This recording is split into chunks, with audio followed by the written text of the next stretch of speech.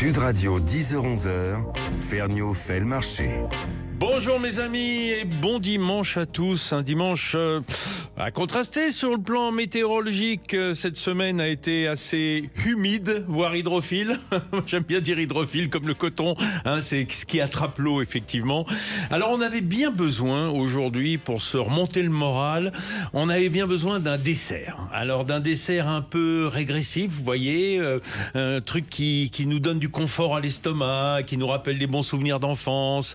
Et j'ai trouvé ce qu'il faut, et en plus c'est un dessert qui met en œuvre un produit qui pousse dans l'eau. Alors ça on peut pas faire mieux.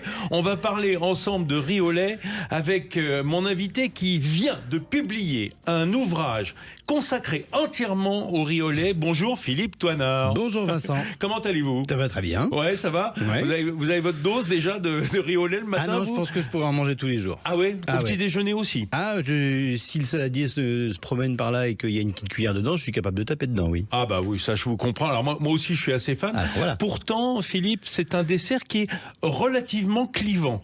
Je sais qu'il y a les adorateurs et j'en fais partie comme vous. En revanche, moi par exemple, on va dire il y a une de mes filles, il faut même pas lui en parler, quoi. Et je trouve que dans les familles, c'est assez clivant. C'est clivant aussi avec la même chose avec le gâteau de semoule. Il y a ceux qui adorent, ceux qui détestent, le flan, le tapioca aussi, un côté très clivant. Là, le tapioca, c'est même plus clivant qu'il y a d'adorateurs. Mais non, c'est vrai que le riz au lait, c'est on aime ou on n'aime pas, mais il n'y a pas de juste milieu.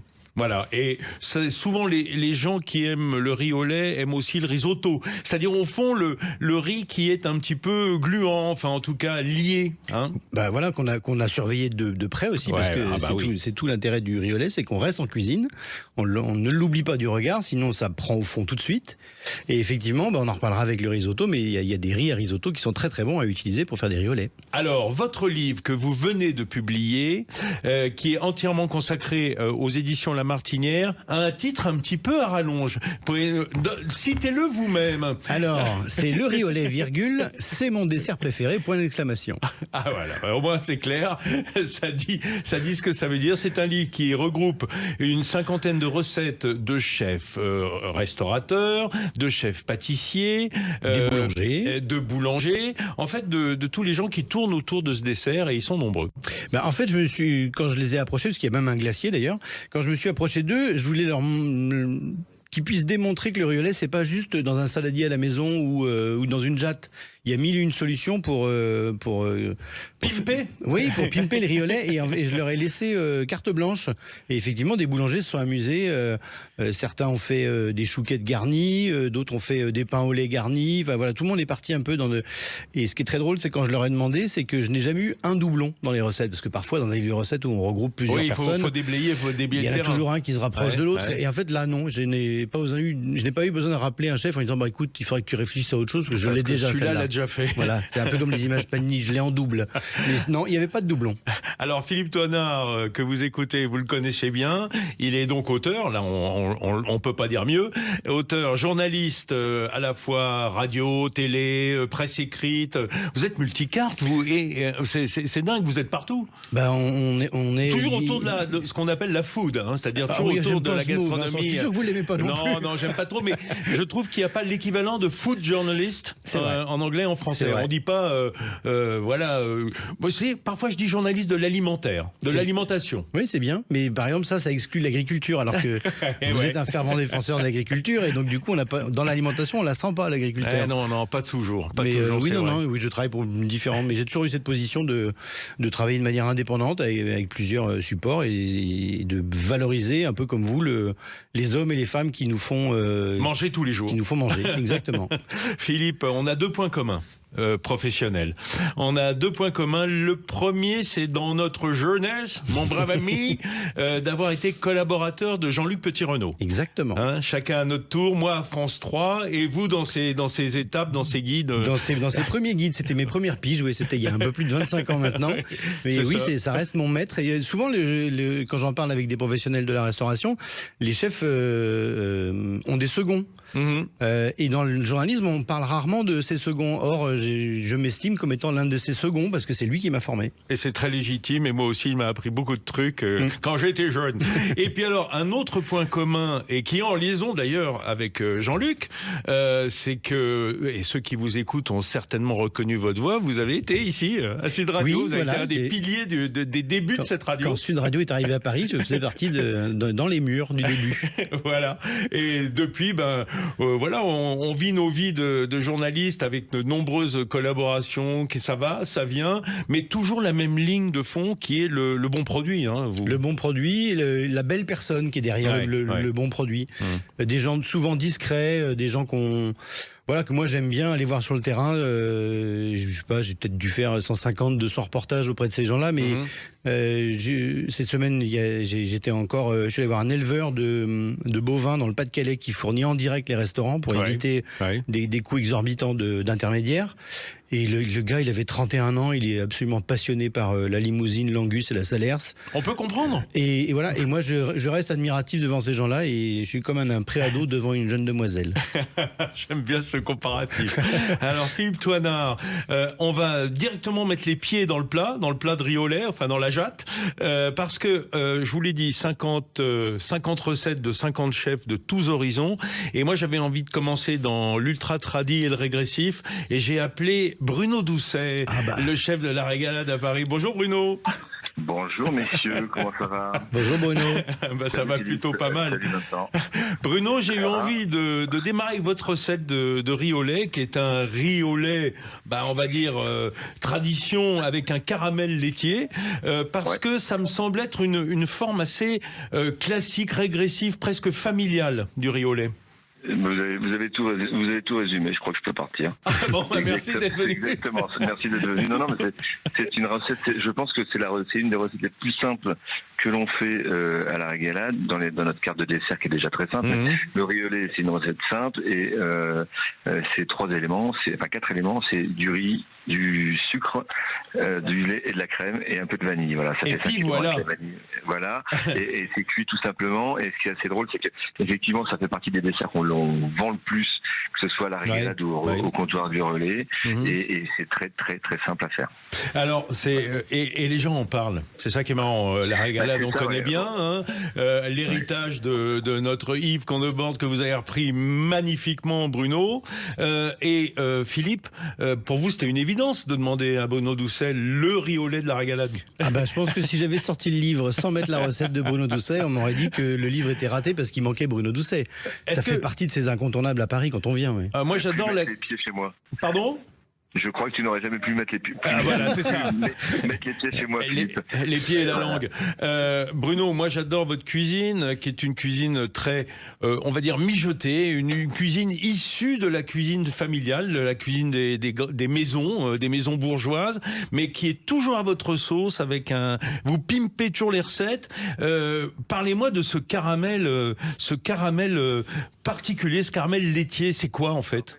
C'est une sauce caramel que l'on fait. On fait un caramel avec 2 kilos de sucre que l'on met à bouillir avec un tout petit peu de citron et avec un peu d'eau. Une fois que ce caramel est... Du citron quand même. Du citron parce que... C'est pour éviter que ça cristallise. C'est ça. Le sucre masque. On peut mettre une goutte de vinaigre, mais enfin bon voilà, nous on met une goutte de citron dedans. Et quand il arrive à une couleur assez foncée et odorante, on le déglace avec 1 litre de crème bouillante et 1 litre de crème froide. Alors on fait très attention parce que là vous allez vous apporter du froid dans quelque chose qui est très très chaud. Donc ça bouillonne, mais voilà, une fois qu'on a fait ça et que ça reprend l'ébullition, on le laisse se remixer un petit peu. On met 2 noix de beurre de micelle dedans pour arrêter la cuisson. Une petite pincée de beurre un petit peu de beurre, et surtout c'est pour c'est un peu pour la couleur et pour lisser tout ça. Et on le débarrasse, on le passe au chinois. Souvent il y a rien, mais on le passe au chinois et on le laisse refroidir. Et on sert ce caramel légèrement épais, cette sauce caramel un peu épaisse par-dessus le riz. On la sert toujours à part.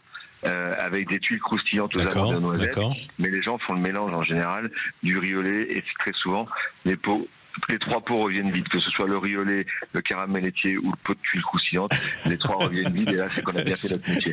C'est un signe qui parle, ça. Exactement.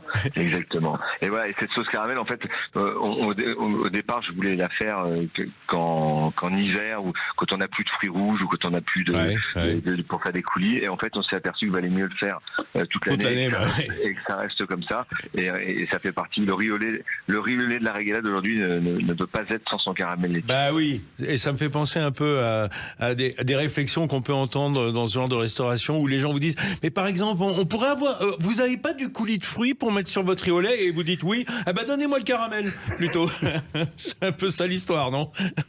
C'est un peu ça l'histoire, exactement. Non, mais en fait, voilà, le caramel, c'est ce que j'ai décidé de faire.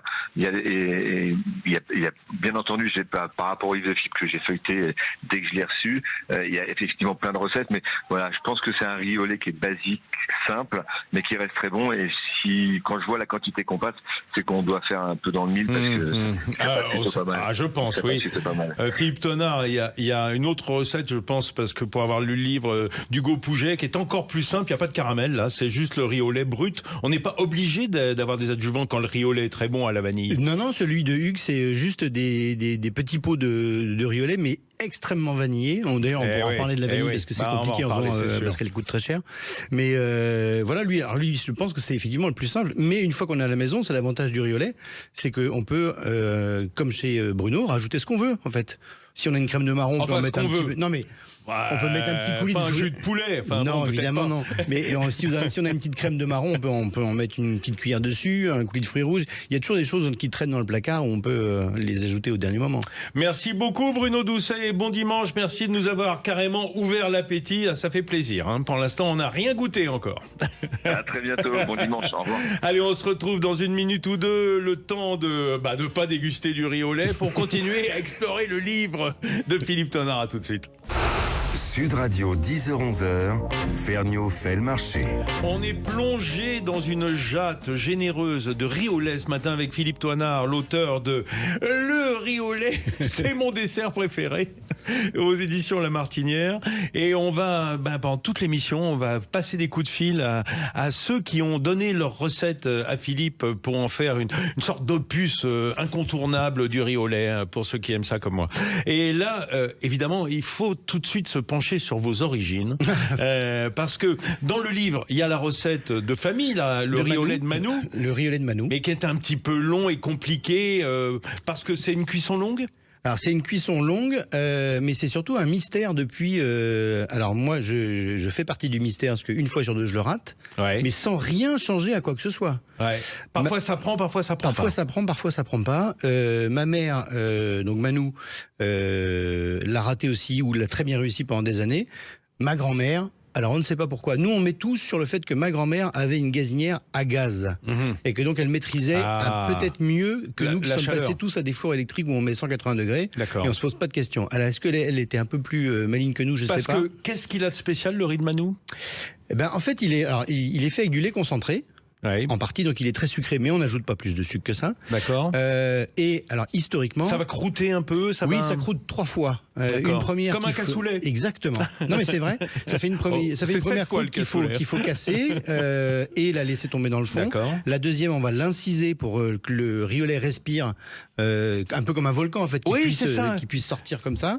Et la troisième, moi je propose aux gens de la garder. Sauf qu'une fois qu'elle est bien faite, la troisième, vous ne savez pas si à l'intérieur c'est réussi ou pas. Ouais. Et c'est aromatisé à quoi ce riz-là? Alors il y a un peu de vanille et le sucre est apporté uniquement par le lait concentré.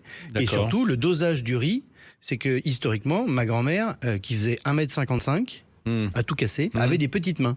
Et les premiers papiers qu'elle a donnés à ma maman, c'était 5 poignées de riz. Oui, mais alors la poignée de riz.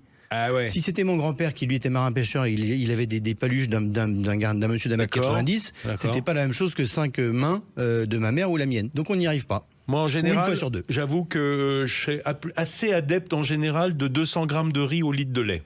C'est à peu près ça. Environ. Ouais, c'est à peu près ça. Sauf que là, on est sur un peu comme on fait une grande jatte, qu'on est un peu plus sur 2 litres de lait. On a toujours essayé de se dire, alors ces poignées-là, ça représente combien en grammes? Et depuis, on reste là-dessus.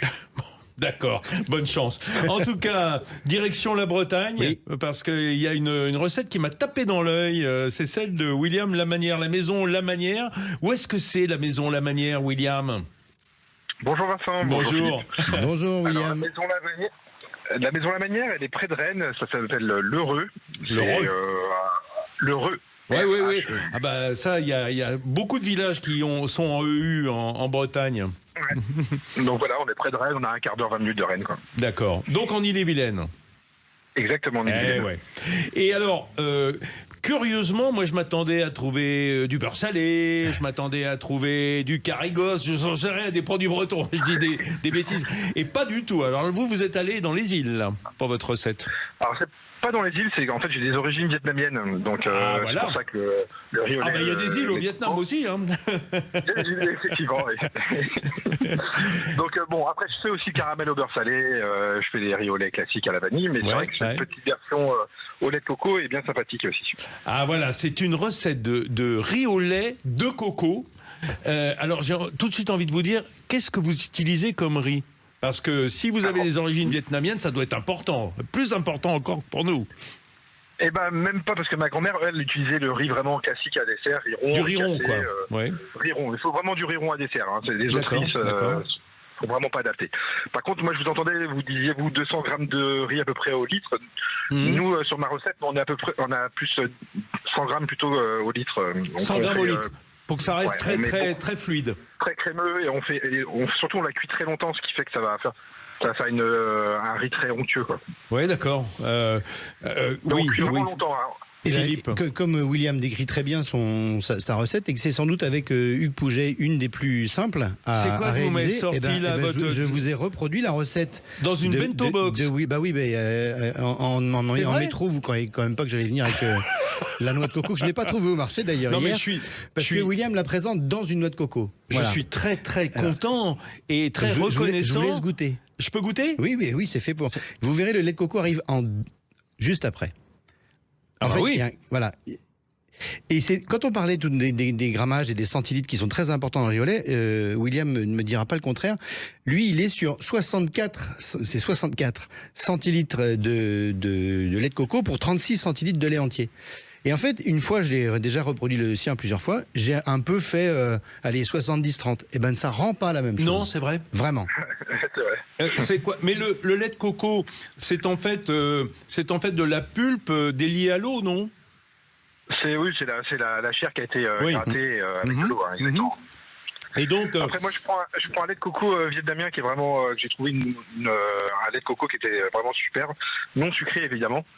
Surtout pas de lait de coco. Ouais. Voilà. Mais c'est excellent. Alors c'est intéressant parce que comme vous le disiez, d'abord il est très bon votre riz, Philippe. Merci Ça William. prouve que vous avez bien suivi votre livre. Et ensuite, je peux dire que effectivement on sent le coco tout de suite. Moi j'adore le goût de la noix de coco, mais derrière il y a le goût du riz lui-même. Oui. Parce que parfois on n'identifie pas le riz dans un riz au lait. On pense vanille, on pense caramel, etc. Mais le goût du riz, c'est super important. Oui, parce qu'en plus, là, par rapport au dosage, il y a une gousse de vanille.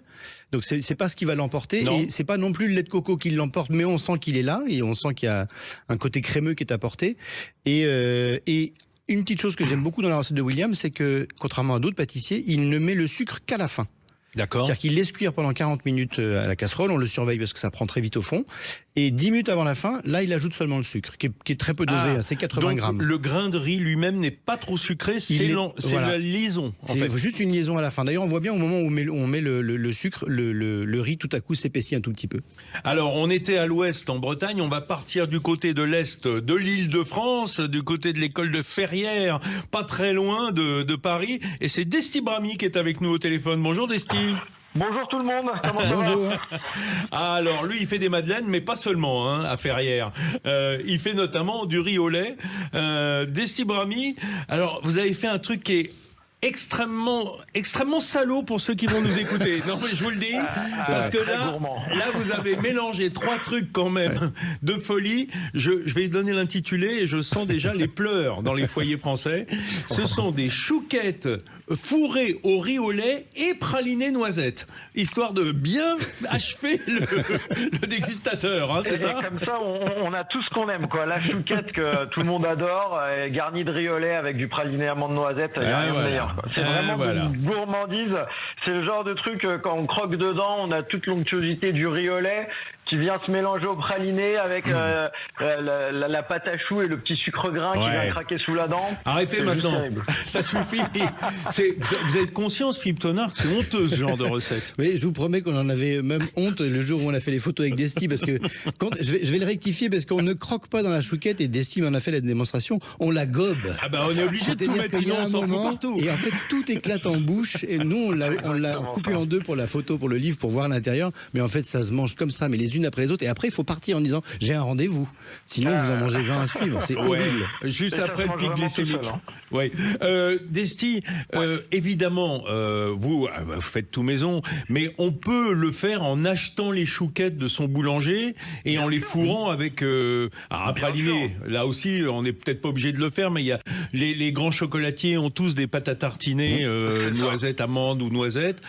Donc on peut fourrer simplement sa chouquette avec le riz au lait qu'on fera à la maison, en revanche. C'est exactement ça. En fait, on peut prendre une pâte à choux ou une chouquette qu'on achète chez notre boulanger ou pâtissier. On peut acheter une bonne pâte à tartiner qu'on peut trouver dans les bons chocolatiers, comme vous avez dit. Et puis après, se faire son riz au lait et faire nous-mêmes notre chouquette sans avoir besoin de passer par toutes les étapes.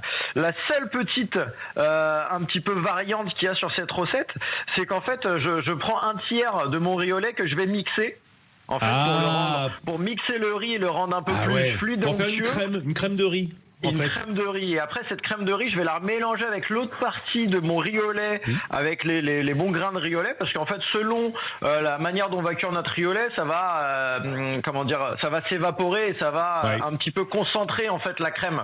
Ce qui fait qu'on aura un riz au lait peut-être un peu trop épais. Donc en faisant ça, en fait, on a une crème de riz super onctueuse et ça nous permettra de garnir les choux beaucoup plus facilement et d'avoir quelque chose de vraiment très crémeux en bouche, comme on l'a dit, qui explose dans la bouche et qui mélange toutes les saveurs en fait. Alors ça, je trouve ça très malin, Philippe Tonnerre. Vous disiez tout à l'heure, c'est vrai que c'est quand même un truc qu'on maîtrise pas toujours complètement. Non, mais le riz au lait, tout d'un coup, ça peut être complètement figé comme un gâteau de riz, ou alors complètement liquide, et on sait pas pourquoi, ce qu'on a changé. Eh bien, moi, je garde ce truc. Si on a un riz qui est trop consistant, qui a un peu trop cuit, par exemple, qui a bu son lait, on met 2 tiers de côté, et dans la casserole, avec un mixeur plongeant, une petite girafe, là, on mixe, et on redonne, en fait, de l'onctuosité au riz. C'est ça, Desti, j'ai bien compris. Exactement ça. Et puis après, on peut réajuster avec un petit peu de lait, juste histoire de liquifier un petit poil s'il faut. Tout le monde le fait. Voilà, pour un peu remélanger la masse totale. Et là, vous avez un truc qui est exceptionnel. Ça se mange vraiment à la cuillère, mais c'est tellement onctueux en fait le fait de faire ça, ce qui fait que dans la chouquette, ça se marie totalement, quoi. Pour croquer dedans et la gober, c'est génial. Je suis sûr que William Lamanière, du côté de Reux, là-bas, l'Heureux, il est comme nous. Il a envie d'essayer, hein. En tout cas, nous on s'est éclaté quand on a fait les photos et puis je peux vous assurer qu'on en a mangé un paquet. Bon, fallait pas tout dire. Mais ça c'est un truc méga régressif. Ça mélange 3 trucs quand même qu'on adore. Donc évidemment. Merci beaucoup Desti Brami. Merci à vous. Merci à William Lamanière en Bretagne. Moi ça m'a donné envie votre ricoco avec de quelques cubes de mangue. Vous voyez? Exactement. Ça se marierait très bien avec. Oui. Dans la saison des fruits exotiques, on peut trouver des belles choses qu'on peut déposer comme ça en petit dé dessus. Il n'y a aucune douleur. Si vous êtes avec nous ce matin, restez avec nous parce que c'est pas terminé. On n'a pas terminé de vous torturer avec les recettes de riz au lait, les meilleures de Philippe Tonnerre. À tout de suite. Sud Radio 10h-11h, Ferniaud fait le marché. Mesdames et messieurs, toujours un dimanche qui baigne dans le riz au lait. On baigne dans le lait. On est dans un flot de crème, de lait, de douceur. Mais ça fait du bien un peu de douceur. Bah oui, surtout en ce moment. Ah oui, en ce moment, on en a bien besoin, Philippe. Philippe Tonnerre qui est avec moi et on déroule en quelque sorte quelques recettes issues de son livre 50 recettes de riz au lait demandées aux plus grands professionnels traditionnel et ça fait plaisir. Alors, il y a un truc qu'on n'a pas abordé, Philippe, avant d'appeler le candidat suivant. On n'a pas parlé des différents riz qu'on peut utiliser, parce que la plupart du temps, et tout à l'heure, on en parlait avec Bruno Doucet, riz rond ou riz rond classique, c'est-à-dire notre riz à dessert. Oui. Mais on peut faire des desserts à partir de riz gluant, par exemple, les Japonais savent très bien faire ça. C'est des riz glutineux qui vont être beaucoup plus gluants. On peut le faire aussi avec des riz longs ou des riz parfumés taille ou... Alors, moi j'ai testé plusieurs choses. Tous les riz sont envisageables, mais le résultat sera pas du tout le même. En fait, ce qu'il faut, c'est de prendre un riz qui a un taux d'amidon assez conséquent pour justement faire le liant dans la casserole entre la crème, le lait. Comme le risotto, on le fait pas avec du riz de Camargue. C'est ça. Voilà. Enfin, il faut du riz à risotto. Donc, alors, du coup, à la maison, si on n'a pas de riz à dessert ce jour-là, on peut prendre effectivement un riz à risotto. Ça fait un coût un tout petit peu plus élevé parce que voilà, mais si on a que ça dans le placard, ça passe. Il y a aussi le riz espagnol qu'on utilise pour les paellas. Le bomba. Ouais, celui-là il fonctionne aussi très très bien. Et vous l'avez dit, les riz gluants, en fait il faut regarder le taux d'amidon. Dès que ce sont des riz longs, donc parfois qui ont été polis aussi, donc ça c'est pas très bon. Eux ils mettent beaucoup plus de temps à boire la crème et le lait. Donc vous aurez quand même un riz au lait au final, mais vous n'aurez jamais ce côté crémeux qu'on a avec un lait entier et un riz fort en amidon. Oui, riche mais en amidon. maintenant qu'on a le truc de Destibrami, le prof, le chef pâtissier de l'école de Ferrières, on peut faire comme ça, prendre un tiers du riz, si c'est pas lié, le mixer. C'est ça. Et puis réintroduire dans notre riz. C'est un bon plan, ça. Moi, ça me plaît bien. Moi, généralement, j'y remets de la crème. Mais c'est bien aussi de lier avec un coup de mixeur. Alors, puisqu'on a parlé de vos origines bretonnes, j'avais envie de vous titiller un petit peu. J'avais envie de dire que la plus grande recette régionale de riz en France, elle est normande. Ah, on va chez les voisins. Voilà, très bien. Oui, on va chez les voisins. On va parler de Normandie et de cette fameuse turgoule. Et en plus... c'est un immense pâtissier qui est avec nous au téléphone. Bonjour Maxime Frédéric. Bonjour à tous. Maxime, il défend son terroir normand jusqu'au Cheval Blanc à Paris où il est chef pâtissier. Maxime, pour vous, c'était même pas question de ne pas faire de la turgoule. Ah bah oui, la turgoule c'est surtout le souvenir de l'enfance. Ah bah voilà. Souvenir familial. D'ailleurs, le riz au lait, c'est souvent un souvenir d'enfance au départ. Qu'est-ce que ça a de particulier, la turgoule ? La turgoule, c'est une spécialité boulangère de base. De base, c'était cuit dans les fours à pain. Qui refroidissait en fait, qui refroidissait. On coupait, enfin on ne nourrissait plus le four et on faisait des gratins par exemple de pommes de terre, on faisait des plats qui cuisaient longtemps et sur le four qui descendait de température, c'est ça ? C'est ça, oui, exactement. Donc en gros, c'était dans le four du village. À l'époque, il n'y avait qu'un four à pain au village et on venait dans les grosses terres, les grosses jarres en terre. On mettait le riz au fond, le lait, la cannelle et un peu de sucre et on mettait ça au four à cuire toute la nuit en fait. Le matin, le boulanger les enlevait, rallumait son four pour cuire son pain. Voilà, alors ça me fait rire parce que vous avez dit un truc, sans vous en rendre compte, mais c'est l'inconscient qui parle, Maxime Frédéric. Vous avez dit un peu de sucre comme si c'était un peu la faute, quoi. C'est vrai que vous êtes un grand pâtissier, on essaye de désucrer partout, et notamment dans la pâtisserie moderne. Et quand vous dites un peu de sucre comme ça, je me dis, il a été gagné par son époque parce qu'il est jeune, etc. On a tendance à désucrer. Est-ce que c'est ce que vous avez fait dans la recette de la turgoule ? Oui, après en fait on met le juste sucre. L'idée c'est pas d'en mettre de trop, c'est juste que ça assaisonne, c'est comme le sel en fait. Il faut en mettre juste ce qu'il faut pour que ça soit gourmand et appétissant, mais voilà, pas trop d'infos quoi. Et puis, est-ce que le truc de la turgoule, vous qui êtes normand, c'est pas la crème normande, enfin qu'on trouve déjà dans le lait, c'est-à-dire au fond cette crème qui remonte et qui va faire cette croûte incroyable? C'est ça. En gros, il faut prendre un lait entier. Et si possible, pas UHT, il faut l'avoir juste... alors le lait cru, c'est idéal. Nous, on a la chance de travailler avec Corinne et Christophe, et Philippe les connaît très bien aussi, qui nous livrent le lait tous les jeudis. Et du coup, on a la chance d'avoir le lait de la ferme en direct. Du coup, forcément, quand on ouvre le seau, il y a 1 centimètre de crème au-dessus. Donc on le mélange bien, on l'agite bien, mais ça, c'est sûr que c'est le résultat. C'est ce qui fait toute la texture et la gourmandise de la turgoule ou d'un riz au lait en général. Je vais vous poser une question indiscrète, Maxime. Arnaud Donquel, il est d'où, originaire ? Il est de Normandie, il est de Rouen. C'est ça. Donc il y a une sorte de prise de pouvoir quand même chez LVMH des Normands sur toute la gastronomie du groupe.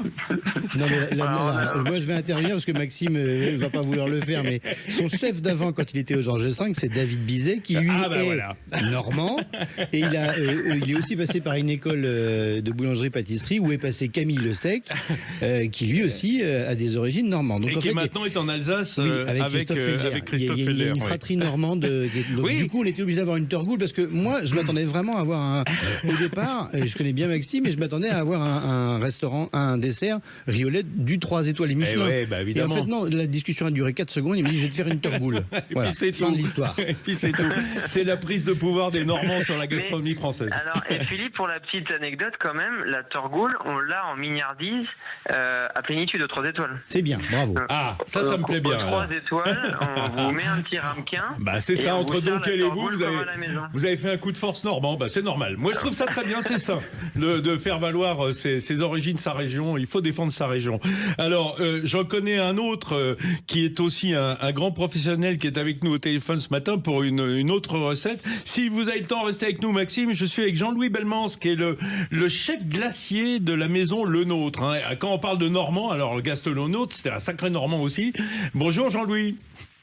Bonjour Vincent, bonjour Philippe. Alors, vous êtes de quelle région originaire d'ailleurs, Jean-Louis ? Moi, je suis de Normandie. Ça me donnait un peu envie là, au bout de tout de suite. Eh ben voilà. J'étais au bout du bar en train d'écouter et ça y est, je me suis senti tout de suite concerné là. Non, parce qu'on parlait de Maxime Frédéric, mais il faut se dire que quand même Gaston Le Nôtre a été le premier à faire valoir les valeurs normandes dans la pâtisserie française. Hein. Oui, c'est clair. Moi, je suis de Normandie, donc je suis du département de l'Eure, et mes parents étaient restaurateurs, donc voilà. Le thème de l'émission a changé, en fait. C'est un spécial Normandie, finalement. Non, c'est pas un spécial Normandie.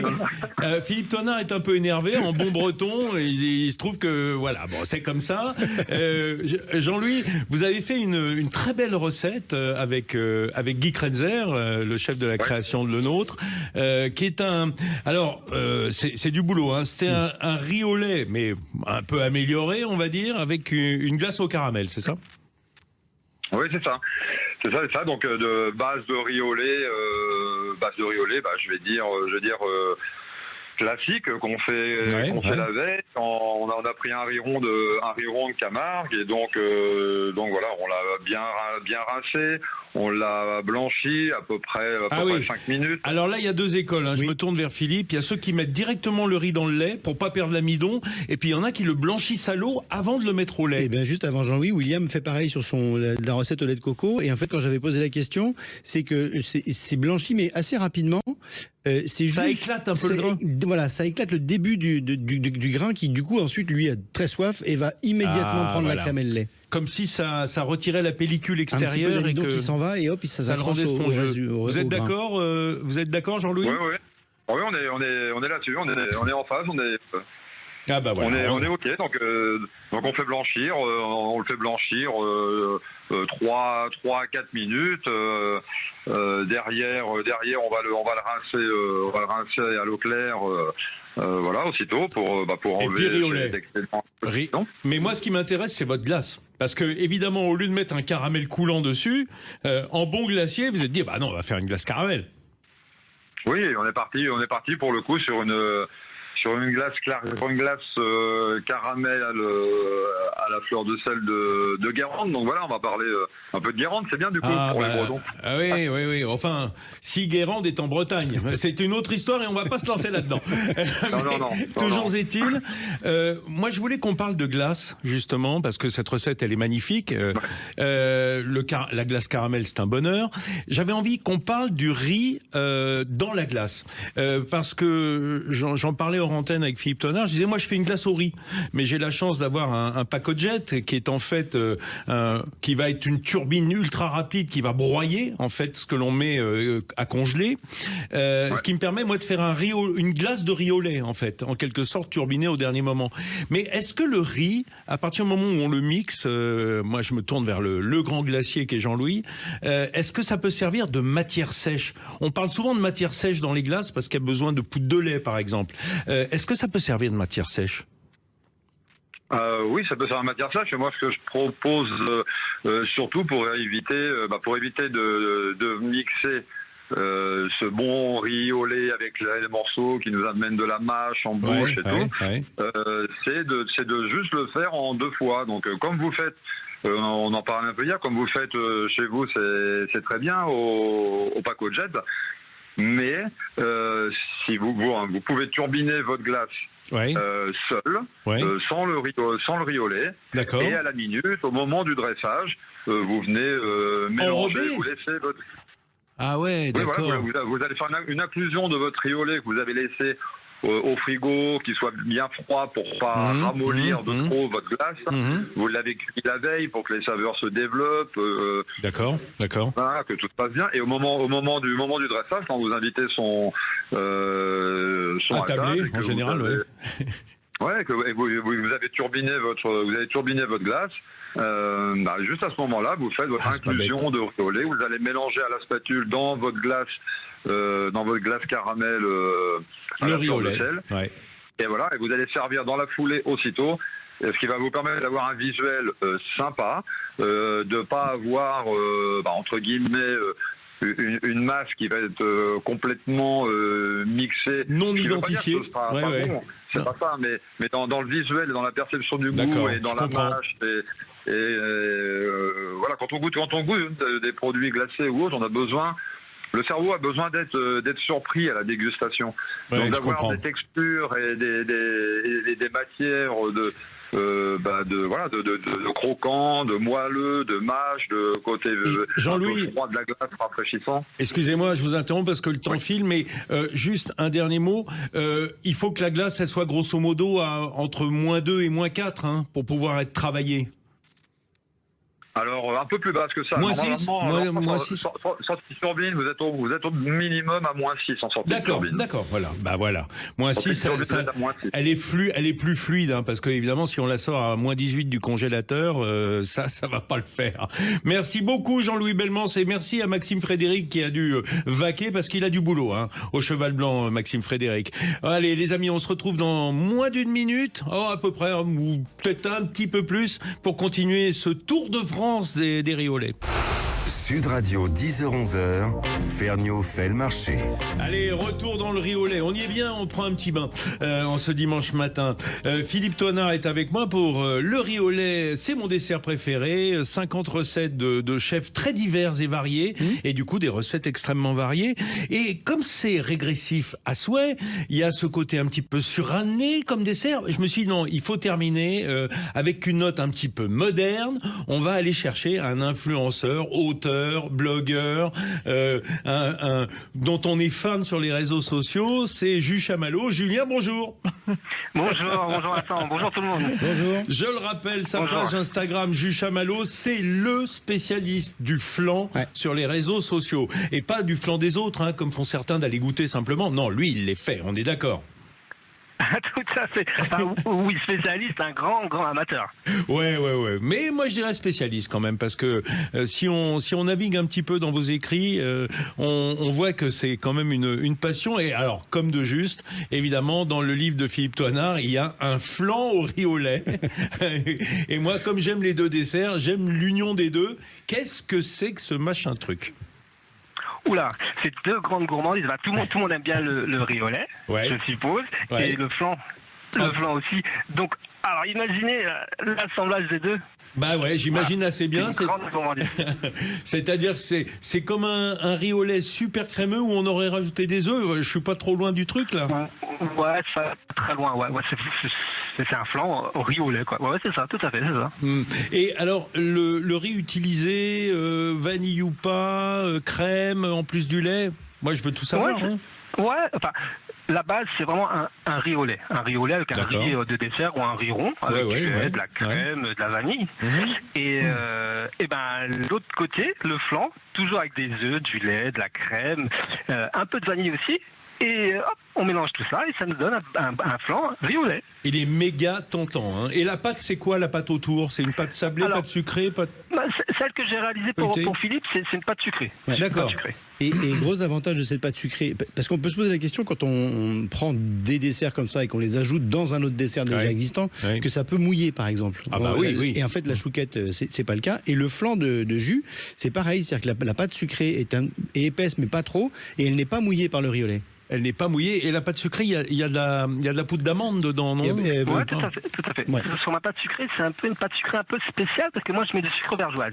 La vergeoise. Ça apporte un peu caramélisé et un peu plus croquant et croustillant à la pâte. Ouais, ça croque tellement que vous avez croqué votre téléphone. Là, je suis désolé, ça nous a donné bien envie, mais là, la liaison est trop mauvaise. En tout cas, on vous retrouve sur votre page Instagram @juchamalot pour continuer dans le flan. Philippe, c'était un dessert que vous avez photographié le même jour que les chouquettes de Desti Brami, c'est ça? C'est-à-dire qu'en Et fait, vous disiez que vous avez pris un gros shoot de sucre quand même là. C'est-à-dire que moi je peux pas résister devant un dessert. Donc du coup, quand on me propose des chouquettes, j'en mange autant qu'il y en a devant moi. J'en laisse toujours un peu pour le photographe quand même. Et puis Jus est arrivé qu'il n'avait pas fait un flan, il a fait 2 flans parce qu'il avait préparé la doublure. Du coup on a mangé la doublure. Ah voilà, manger la doublure. Alors figurez-vous que puisqu'on est dans les plaisirs sucrés, il y a un autre de vos co-auteurs qui vous a envoyé une recette et je crois que celui-ci il avait un petit message pour vous. Joseph Viola, on est dans votre restaurant lyonnais Daniel et Denise. Le service est terminé, on s'est imposé quelques minutes. Je crois que vous aviez envie de faire un petit message personnel à Philippe Toinard. Oui, bonjour Philippe. Alors, écoute, je ne te l'ai pas dit en toute voix, mais franchement, ce que tu as fait pour notre livre, c'est vraiment super. En plus de ça, tu as une belle plume, tu as bien raconté les histoires, l'origine des recettes, et ça, je pense que ça va bien accrocher au lecteur. Alors, figurez-vous, parce que, effectivement, Philippe, il est avec nous pour son livre sur le riz au lait, auquel vous avez participé, Joseph. Oui, tout à fait. J'ai fait un riz au lait à quoi? À la praline rose. Bien sûr, bon lyonnais qu'il est.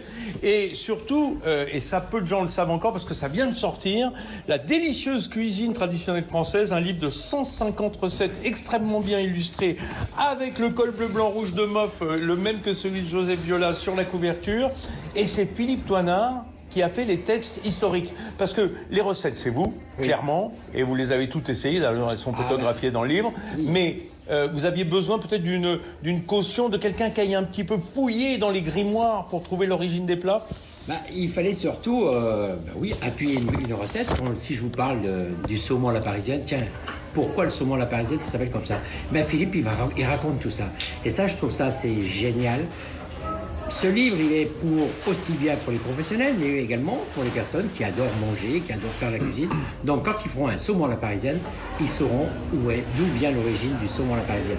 Donc ça, c'était important de le dire et de le faire savoir, parce qu'il faut quand même, à un moment donné, ces belles recettes ont fait la renommée complète de la cuisine française. Autant il y a des recettes lyonnaises parce que c'est évidemment votre quotidien et le quotidien des clients qui viennent nombreux chez vous, mais on s'aperçoit que cette cuisine, je dis cuisine bourgeoise ou traditionnelle, elle est vraiment multirégionale et il y en a partout. Oui, complètement. Mais si je dois citer certains plats, on s'est permis de faire un cassoulet. On a le cassoulet, pourquoi? Le cassoulet lyonnais. Oui, le cassoulet lyonnais. Le vrai cassoulet. Donc, ces plats-là, j'ai envie que ça revienne un peu plus dans les restaurants, mais pas que dans les restaurants typiques, je veux dire, là où se trouve le cassoulet, loin de là. Donc, la bouchée à la reine, des choses comme ça, le pot-au-feu et autres. Mais il y a tellement tant de recettes, j'ai eu du mal à sélectionner quand même les recettes, parce que quand on regarde un peu, on fouille un peu dans les livres de recettes de région, waouh, je vous garantis, il y en a pas 150, je dirais 1500. 1500. Alors, il n'y a pas 1500 recettes de riz au lait, mais c'était pour souligner le fait que je reçois la même semaine votre livre de riz au lait et le livre de Joseph Viola, où vous êtes aussi co-auteur. En fait, vous n'arrêtez pas? Non, mais voilà, il y a des années comme ça, mais pareil, on en a sorti un autre avec Maxime Frédéric, qui va sortir dans quelques jours aussi. Ah ouais. Mais non, mais en fait, alors merci pour le clin d'œil et l'hommage de Joseph, parce que c'est un monsieur que j'ai beaucoup apprécié. Je sais que vous avez beaucoup apprécié son pâté croûte aussi, d'ailleurs, avec votre fille. Oui, carrément. Et voilà, c'est le genre de choses qu'on a voulu raconter. Pourquoi on dit, dans tous les jours, on dit pâté en croûte, alors qu'on dit pâté croûte. Et moi, j'explique dans le livre pourquoi on dit pâté croûte. C'est pas la peine de dire en croûte. À partir du moment où c'est un pâté, il est forcément en croûte. C'est une lapalissade. Voilà, on a essayé d'expliquer tout ça avec Joseph. Alors justement, c'est intéressant parce que ça souligne votre attachement à la cuisine régionale, dans les deux livres d'ailleurs, puisqu'aujourd'hui on parle de ce livre des riz au lait, mais pas seulement. C'est-à-dire que vous êtes attaché certes à vos racines, comme je peux l'être, et on sait qu'on partage vraiment ça, mais aussi à l'évolution de notre époque qui se produit sur les plats que l'on rencontre même dans les bistrots ultra traditionnels. Les hommes, les femmes, qui vont les remettre au goût du jour, vont apporter leur touche personnelle, et c'est ça l'histoire de la cuisine. En fait, c'est un perpétuel mouvement. C'est un perpétuel mouvement, et l'idée, c'est aussi que les gens prennent conscience qu'on peut pas galvauder ce qui s'est passé avant nous. C'est-à-dire que nous, on n'a pas inventé la tarte tatin, on n'a pas inventé le pâté croûte, on n'a pas inventé la soupe Vichy, etc. Mais que ça peut pas non plus se manger sans se poser de questions. Et moi, j'aime bien, comme l'a dit Joseph, ressortir dans des grimoires, d'aller chercher un peu pourquoi on en est arrivé là sur tel plat, et pourquoi, parfois, 250 ans, 300 ans après leur création, ils sont toujours parmi nous. Et on ne s'en lasse pas. Écoutez, on pourrait refaire une deuxième heure avec tous ces riz au lait et tout ce qui reste comme recette à découvrir. Et je vous ai pas interrogé sur le livre de Viola, mais j'ai vu quelques textes très intéressants. Merci beaucoup Philippe Toinard. Merci Vincent, merci d'être infiniment. venu ce matin. Évidemment, vous vous reportez à le riz au lait, c'est mon dessert préféré, édition La Martinière. Si vous voulez avoir les recettes, puis si ça vous intéresse, vous pouvez le suivre aussi sur les réseaux sociaux. Voilà les amis, si vous étiez partis récolter dans les rizières un petit sac de riz pendant l'émission, aucun problème. Vous pourrez la réécouter sur sudradio.fr ou sur YouTube et même nous voir pour le même tarif. Et croyez-moi, ça vaut le coup. Je vous laisse avec les infos de 11h. Après, vous retrouvez, comme tous les dimanches, Alexandre Devecchio en toute vérité, comme tous nos programmes du week-end, toujours en toute vérité. Allez, ma direction, c'est la cuisine, parce qu'après cette émission, je suis sûr qu'au retour chez moi, je vais avoir des demandes de riz au lait. Et il faut que je m'y mette. Sud Radio, Ferniaud fait le marché. Avec Métro, partenaire des restaurateurs et commerçants indépendants.